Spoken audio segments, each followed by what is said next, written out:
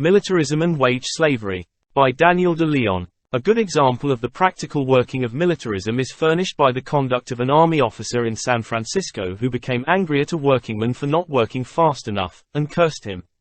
When the worker answered that he knew what he was doing, the officer swelled up and said, "Do you know you are talking to an officer of the army?" Then he proceeded to beat the worker. The workingman was a civilian.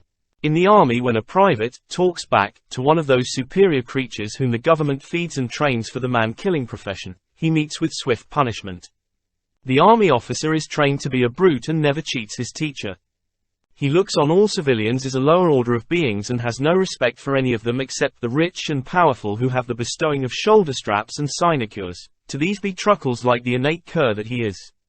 But he evens up matters by arrogant brutality to the weaker man whom he meets, and the wage worker is the weakest.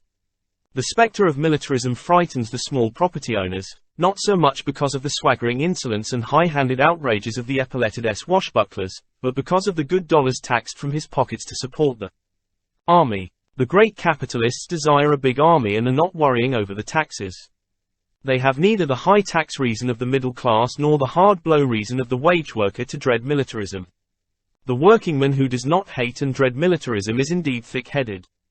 Insults and outrages galore has he to endure today, from the unofficial slave drivers whom the capitalist class employ, but these insults and outrages will increase as militarism spreads until every man who dares to assert his manhood when goaded by jibes of his petty tyrant will be met with, "Do you know you are talking to an officer of the army?" and a beating.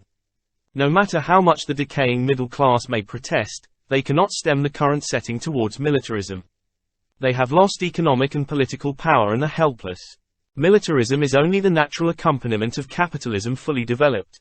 It can be ended but not mended. And it can be ended only by ending its cause, capitalism. Only the working class can do this by united action at the ballot box. The downfall of the capitalist means the downfall of the uniformed brute and militarism. A vote for Maloney and Remmel is a vote to abolish militarism and flogging of wage slaves.